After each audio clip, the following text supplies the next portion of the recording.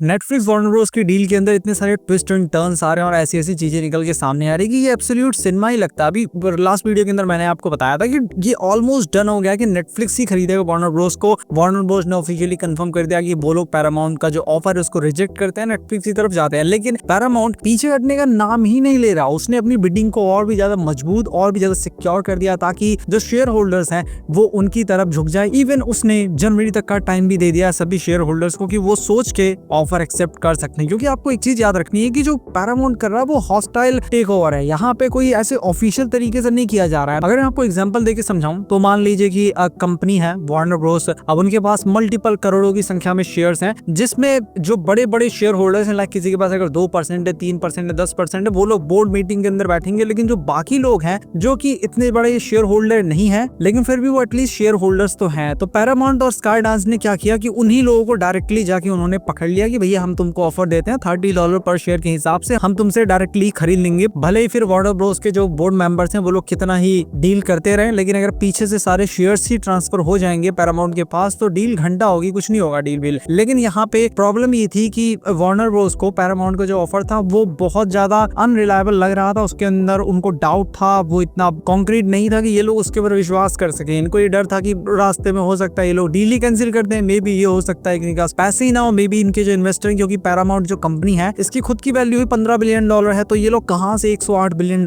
लाएंगे, तो इस वजह से अनसर्टिनिटी बनी हुई थी। लेकिन अब पैरामाउंट ने अपना ऑफर और ज्यादा तगड़ा किया। वैसे एक चीज जो लास्ट वीडियो के अंदर मैं आपको बताना भूल गया था, अगर मान लीजिए पैरामाउंट ने डील कैंसिल कर दी या वो पैसे नहीं दे पाए तो पता है आपको कितनी पेनाल्टी लोग देने को तैयार है। पहले ये लोग $5 बिलियन दे देते, अगर पैरामाउंट डील से मुकरेगा तो वो लोग $5 बिलियन एज पेनाल्टी देंगे वार्नर ब्रोस को। लेकिन अब उसको बढ़ा के $5.8 बिलियन कर दिया है। 1 बिलियन में लगभग 9,000 से 9,100 करोड़ रुपए होते हैं, तो आप खुद सोच सकते हैं $5.8 बिलियन कितना होता है। तो पेनाल्टी को भी बढ़ा दिया है कि अगर ये लोग पीछे हटेंगे तो पेनाल्टी और ज्यादा देनी पड़ेगी। साथ में जो एलियंस फैमिली है उन्होंने ये पूरी तरीके से विश्वास दिलाया सभी शेयर होल्डर्स को कि वो $40 बिलियन अपनी तरफ से देंगे 110%, बाकी लोन से $52 बिलियन के करीब आएगा और मिडिल ईस्ट के जो इन्वेस्टर हैं वो लोग पैसे मिला करके देंगे। तो यहाँ पे सब लोग अपने वादे को कॉन्क्रीट करते हुए नजर आ रहे हैं कि हम 110% आपको पैसा देंगे ही देंगे अगर आप हमारी डील एक्सेप्ट कर लेंगे तो। और अगर इन सब चीजों को ढंग से देखा जाए तो हमें पैरामाउंट का ऑफर बहुत ज्यादा अट्रैक्टिव लगता है।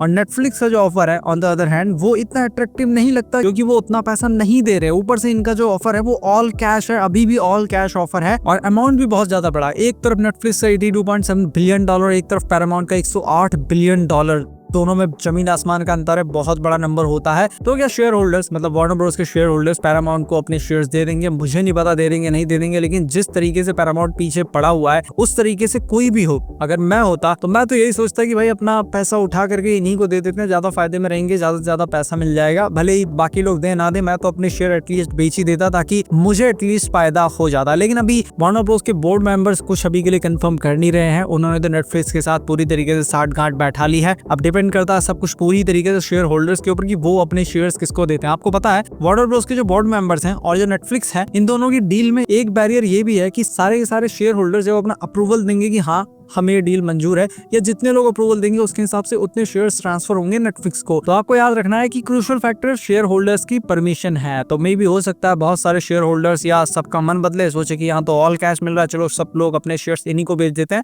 तो होने को कुछ भी हो सकता है। और पैरामाउंट के पास जाने में मैंने आपको पिछली बार वीडियो में भी बताया था कि पैरामाउंट अगर खरीदेगा वार्नर ब्रोस को तो जो एंटी ट्रस्ट लॉ का इशू है वो लगभग खत्म सा हो जाएगा, क्योंकि नेटफ्लिक्स $400 बिलियन की कंपनी है और वार्नर ब्रोस को ये $82.7 बिलियन में खरीद रहे हैं। लेकिन ऑन द अदर हैंड जो पैरामाउंट है $15 बिलियन की कंपनी है और साथ में ये $108 बिलियन में खरीद रहे हैं, तो ये कोई इतना बड़ा एंटी ट्रस्ट लॉ का वायलेशन होगा नहीं। इसी वजह से वो डील आसानी से हो सकती है। लेकिन अभी के लिए चीजें बहुत ज्यादा अजीब हैं। नेटफ्लिक्स ने एक तरफ डील डन कर ली है, वार्नर ब्रोस के सभी शेयर होल्डर्स तैयार हैं बेचने के लिए। कुछ समय में अप्रूवल से जाएंगे शेयर होल्डर्स के, एंटी ट्रस्ट लॉ को देखा जाएगा, लेकिन 12 से 18 महीने का टाइम इसमें लगेगा। लेकिन पैरामाउंट ने जनवरी तक का टाइम एक्सटेंड कर दिया है सभी शेयर होल्डर्स के लिए कि जिसको अपने शेयर्स बेचने हैं हमको बेच दो। तो आप बताइए कि आप क्या करते? $108 बिलियन में कंपनी बेच देते जहां पे अब सब कुछ लगभग सिक्योर सा लग रहा है, या नेटफ्लिक्स को $82.7 बिलियन में बेचते? मुझे जरूर बताइए कमेंट सेक्शन के अंदर। मैं मिलता हूं आपसे अपनी नेक्स्ट वीडियो में।